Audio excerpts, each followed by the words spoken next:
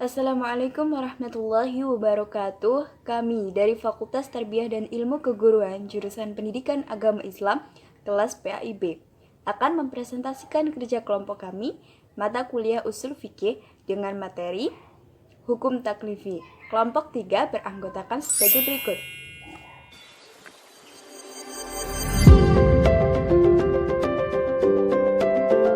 Perkenalkan, nama saya Elisa Nurmaharani Husna dengan NIM 2012120064. Di sini saya akan menjelaskan mengenai materi tentang pengertian hukum taklifi.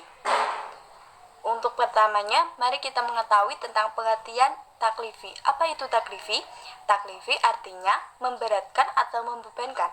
Sedangkan hukum taklifi adalah hukum yang berisi tentang perintah, larangan, maupun pilihan untuk meninggalkan atau berbuat sesuatu.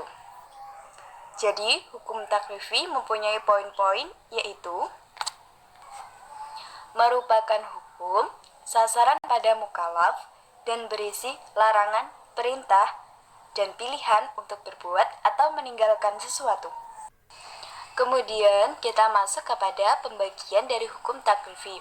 Hukum taklifi sendiri dibagi menjadi wajib, sunnah, makruh, mubah, dan haram. Pembagian wajib berdasarkan segi pelaksanaannya. Wajib dari segi pelaksanaannya dibedakan menjadi dua, yaitu wajib al-aini dan wajib kifayah. Yang pertama, wajib al-aini. Wajib al-aini ini bersifat individu atau harus dilaksanakan setiap mukallaf individu, tidak bisa gugur jika dilakukan oleh seorang mukallaf. Contohnya sholat. Yang kedua, wajib kifayah. Wajib kifayah merupakan wajib kolektif. Wajib ini terjadi bila mana dilakukan dari seorang di antara kalian mukallaf sudah dilakukan, maka gugurlah kewajiban dari semua orang tersebut. Contohnya yaitu menyolatkan jenazah seorang muslim. Kemudian wajib ditinjau dari segi waktu pelaksanaannya. Ada dua, yaitu wajib mutlak dan wajib muwakkat. Wajib mutlak adalah suatu kewajiban yang syar'i yang tidak mengaitkan antara waktu pelaksanaan dengan perbuatannya. Dengan kata lain, kewajiban dapat ditangguhkan dan dapat dilaksanakan kapan saja semampu seorang tersebut. Contohnya yaitu membayar hutang puasa Ramadan karena uzur. Yang kedua yaitu muwakot. Kewajiban muwakot adalah kewajiban syar'i yang mengaitkan antara pelaksanaan dengan waktunya. Kewajiban muwakot ini dibedakan menjadi tiga. Yang pertama yaitu wajib muwasa. Wajib muwasa ini waktu pelaksanaannya lebih luas dari waktu kewajiban. Contohnya sholat. Misalnya pada sholat duhur, selain dapat digunakan untuk sholat duhur, juga digunakan untuk sholat sunnah. Yang kedua, wajib mudaya. Wajib mudaya ini waktu pelaksanaannya sama dengan waktu wajibnya. Jadi pada waktu ini tidak bisa melakukan kewajiban yang lainnya. Contohnya puasa Ramadan. Kemudian yang ketiga yaitu wajib zabat. Wajib ini dapat ditinjau dari segi mudaya, juga dapat dilihat dari segi muasa.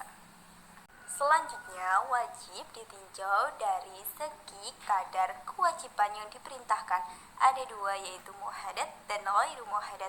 Apa itu muhadat? Muhadat merupakan kewajiban yang ditujukan kepada mukallaf dengan kadar tertentu atau sudah ditentukan.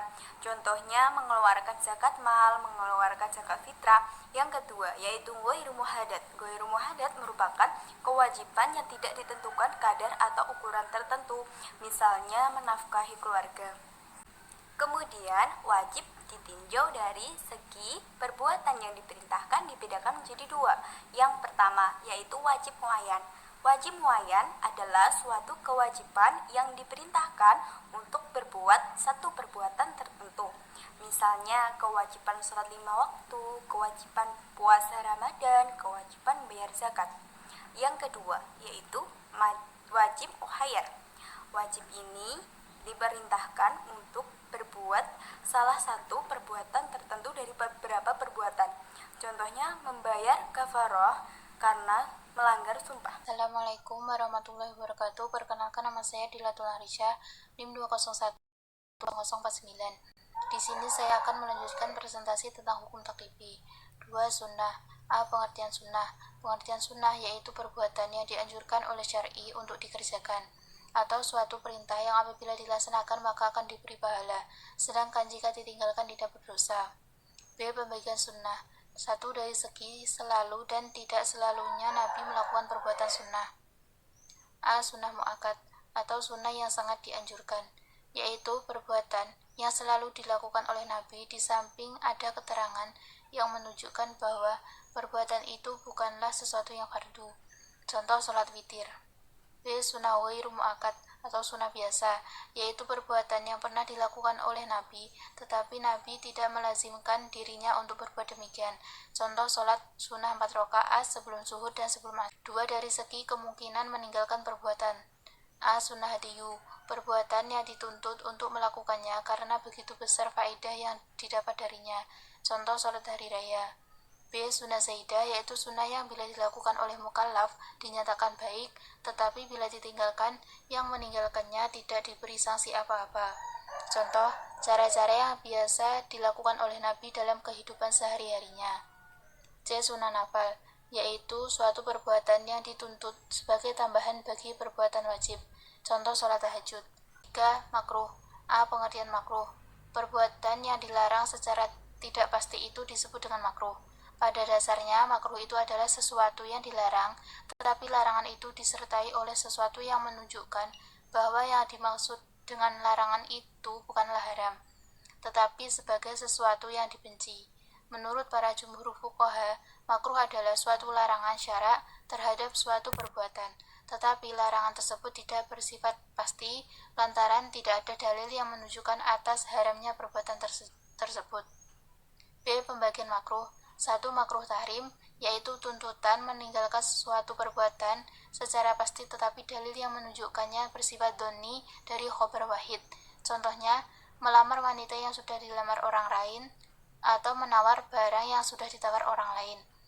2. Makruh tanzih, yaitu pengertian makruh menurut istilah jumhur ulama. Makruh tanzih ini kebalikan dari hukum mandub. Orang yang melarang larangan makruh tahrim diancam dengan dosa, sedangkan orang yang melanggar larangan makruh tanzih tidak mendapatkan ancaman dosa, seperti berwudu dari sisa minuman burung dan memakan daging kuda. Perkenalkan, nama saya Adila Puspitasari, NIM 201200053. Di sini saya akan menjelaskan yang pertama tentang mubah. Mubah berasal dari fi'il madhi dengan arti menjelaskan dan memberitahu. Sedangkan pengertiannya sendiri, mubah ialah suatu hukum di mana Allah Subhanahu wa Ta'ala memberikan kebebasan kepada orang mukallaf untuk memilih antara mengerjakan suatu perbuatan atau meninggalkannya, sesuatu yang dibolehkan atau diizinkan. Pembagian mubah. 1. Mubah yang mengikuti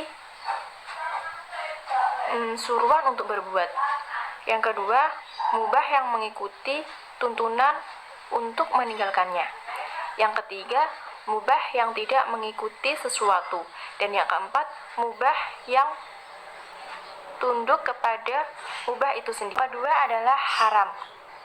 Haram bisa diartikan secara bahasa ialah sesuatu yang lebih banyak kerusakannya. Dalam istilah hukum, haram ialah sesuatu yang dituntut syari atau pembuat hukum untuk tidak memperbuatkannya secara yang pasti. Pembagian haram. Yang pertama, dari segi pengaruhnya terhadap hukum wadi, yaitu ada dua.